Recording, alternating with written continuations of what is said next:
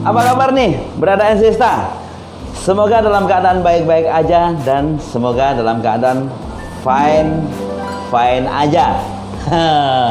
Kita sekarang ada di channel Ensiklomedi. Nah, di channel Ensiklomedi ini kita bahasin tentang sejarah, sosial, budaya, kesehatan, dan ilmu-ilmu yang wow gitu ya.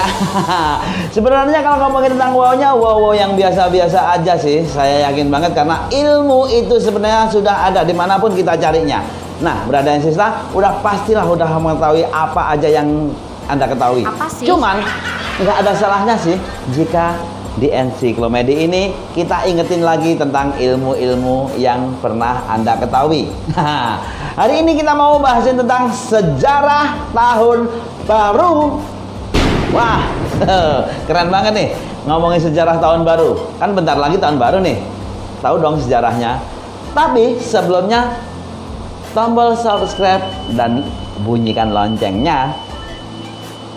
Oke, Brada and Sista, udah dibunyiin loncengnya ya. Ngomong-ngomongin tentang tahun baru nih. Jadi kalau ngomong tahun baru adalah suatu perayaan di mana suatu budaya merayakan berakhirnya masa tahun dan menandai dimulainya hitungan tahun selanjutnya. Jadi tahun baru adalah berakhirnya masa tahun dan dimulai lagi tahun berikutnya. Muter lagi gitu kan. Nah, budaya yang mempunyai kalender tahunan semuanya pasti merayakan tahun baru. Jadi semua negara yang punya kalender, semua negara yang memiliki budaya kalender itu pasti merayakan tahun baru. Dan ada tahun barunya itu pasti. Hari tahun baru di Indonesia tepat jatuh pada tanggal 1 Januari. Ini karena Indonesia mengadopsi kalender Gregorian sama seperti mayoritas negara-negara di dunia. Sejarah nih, ngomongin sejarahnya ya. Perayaan tahun baru awalnya dimuncul di Timur Tengah nih, 2000 SM. Ini penduduk Mesopotamia merayakan pergantian tahun saat matahari tepat berada di atas Khatulistiwa, atau tepatnya tanggal 20 Maret. Cari siapa sih? Hingga kini Iran masih merayakan tahun baru pada tanggal 20, 21 atau 22 Maret yang disebut dengan Nowruz. Kan? Untuk penanggalan Masehi, tahun baru pertama kali dirayakan pada tanggal 1 Januari 45 SM. Tidak lama setelah Julius Caesar dinobatkan sebagai Kaisar Roma. Ia memutuskan untuk mengganti penanggalan tradisional Romawi yang telah diciptakan sejak abad ke-7 SM dalam mendesain kalender baru. Nah, Julius dibantu oleh seorang Sosigenes. Apa sih? Ini seorang ahli astronomi dari Iskandaria.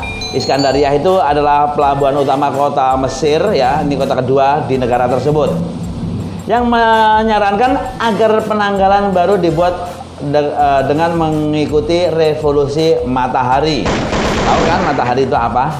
Jadi mengikuti revolusi matahari. Sebagaimana yang dilakukan oleh orang-orang Mesir, 1 tahun dalam penanggalan baru itu dihitung sebanyak 365 seperempat hari. Dan Kaisar menambahkan 67 hari pada tahun 45 SM, sehingga tahun 46 SM dimulai pada tanggal 1 Januari.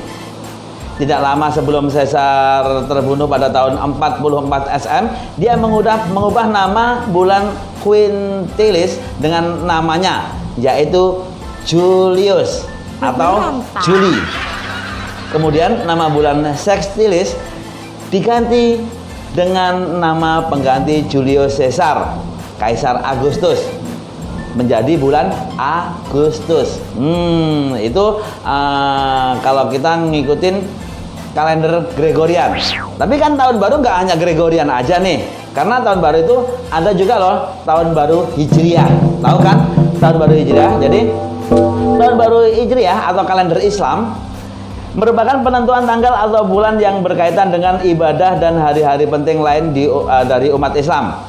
Kalender ini dinamakan dengan kalender Hijriah karena pada tahun pertama kalender ini terjadi peristiwa hijrah Nabi Muhammad Shallallahu Alaihi Wasallam. Nah, kemudian ada juga tahun baru Tiongkok. Wah, ini tahun baru Tiongkok ya, atau biasanya disebut dengan Imlek. Tahun baru Tiongkok atau disebut dengan Imlek. Jadi Imlek atau kalender Tionghoa adalah kalender lunisolar yang dibentuk dengan menggabungkan kalender bulan dan kalender matahari. Menggabungkan antara kalender bulan dan kalender matahari. Kemudian ada juga tahun baru Jepang. Jepang punya tahun baru juga. Di Jepang dirayakan tanggal 1 Januari dan berlangsung hingga 3 Januari.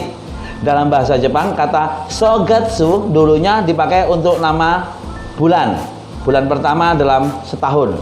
Shogatsu. Masa sih? Tapi sekarang hanya digunakan untuk menyebut 3 hari pertama pada awal tahun. Shogatsu itu 3 hari pertama pada awal tahun. Nah, kemudian ada juga nih kalender tahun baru Saka. Jadi kalender tahun baru Saka, ini kalender nasional India ya, atau kalender Saka kadang-kadang disebut kalender Salivana Saka. Salivana Saka. Ini adalah sebuah kalender yang berasal dari India. Kalender ini merupakan sebuah penanggalan Syamsiah Kamariah, Chandra Surya, Syamsiah Qamariyah. Ini Chandra Surya. Atau kalender ini lunisolar era Saka dimulai pada tahun El Saka ini tahun berapa nih? Ini tahun 78 Masehi. Nah, berada Ensista. Sekarang kita udah tahu kan sejarahnya tahun baru dan bentar lagi tahun baru ya. Tetap jaga kesehatan, tetap nggak usah ikuti perayaan tahun baru karena jujur aja sekarang sudah ada undang-undangnya tidak boleh merayakan tahun baru. Jadi untuk tahun ini aja.